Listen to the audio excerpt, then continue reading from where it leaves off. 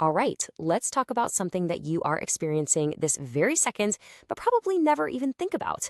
We're going to jump right into this explainer on the very nature of force. No, I'm serious. Just think about it for a second. What is physically stopping you from falling straight through the floor? The answer, well, it might seem obvious, but it cracks open the door to the entire world of physics. And the answer is force. That's it. It's just a push or a pull. You could say force is kind of the main character of our story today. It's why the floor is pushing back on you, and honestly, it's the reason anything in the entire universe moves, or stops moving for that matter. Okay, but if you're a physicist, you can't just say a push. You got to be more specific. It's not just about how hard you're pushing. That's what we call magnitude. It's also about which way you're pushing. That's direction. And to measure all that together, we use a special unit called the Newton. Okay, so let's pull back. I mean, way, way back. Let's go from you sitting in your chair to the scale of the entire universe. We're going to talk about the four fundamental forces. Think of them as the unseen architects of, well, everything. And here's something that might just blow your mind. Every single thing that happens in the universe, I'm talking a planet circling a star, or even just the atoms that make up your own hand, it all comes down to just four forces. That's it, just four. And these are the big four. You can think of them as the action at a distance forces. There's gravity, the one keeping your feet on the ground. Then you've got electromagnetism. That's basically what powers our entire modern world.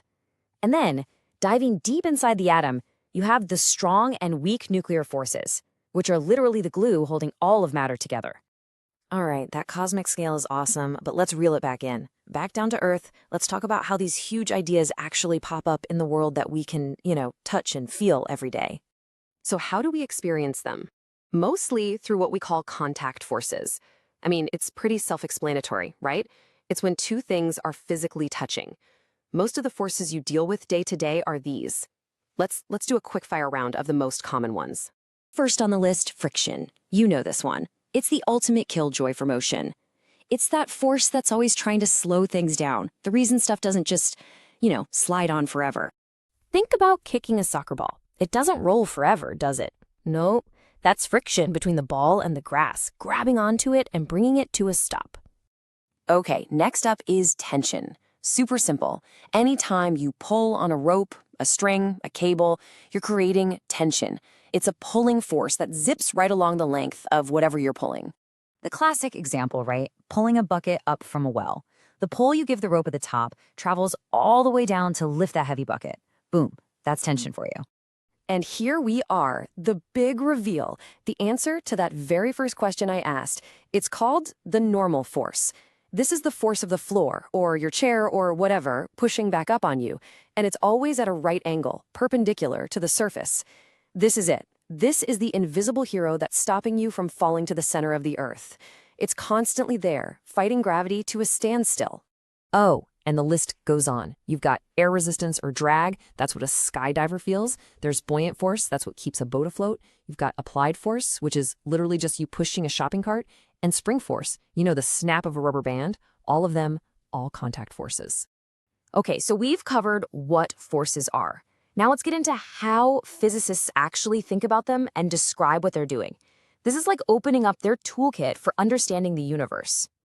This next idea is a huge one. Think of it like a tug of war. If the forces are balanced, both teams pulling with equal strength, nothing moves. They cancel out. You're just standing still. But if the forces are unbalanced, one team is stronger. They win. That's what causes a change in motion. That's acceleration. That's how things move. Another way physicists slice this up is by looking at energy. Some forces are conservative, like gravity. With gravity, it doesn't matter if you take the stairs or the elevator to the 5th floor, the change in your potential energy is the same. The path doesn't matter. But then you have non-conservative forces like friction. Oh yeah, the path definitely matters there. The longer you drag a heavy box across the floor, the more energy you waste is heat. The path is everything. Okay, now we're going to get a little weird. Buckle up. Most of the forces we've talked about are real. They happen because two objects are actually interacting. But there are other forces, apparent forces. Some people call them pseudo-forces. They feel real, but they only seem to exist because of your point of view, your frame of reference, as physicists say. A perfect example is centrifugal force. The source describes it as an apparent force you feel when you're in something that's rotating. The key here is that it's not a real push or pull from another object. It's an illusion created by your own motion. You have absolutely felt this. You're in a car, it takes a sharp turn, and you feel like you're getting slammed into the door, right? Well, guess what? Nothing is pushing you. That feeling is just your body trying to keep going in a straight line. That's inertia, while the car is turning. It feels like a force, but it's not actually there. And that brings us to a really cool final thought to chew on. If that powerful sensation you feel in a turning car is basically just an illusion, a trick of perspective, what else is? What other forces that we feel and experience every day are just a matter of our point of view? Makes you wonder what else in the universe isn't quite what it seems, doesn't it?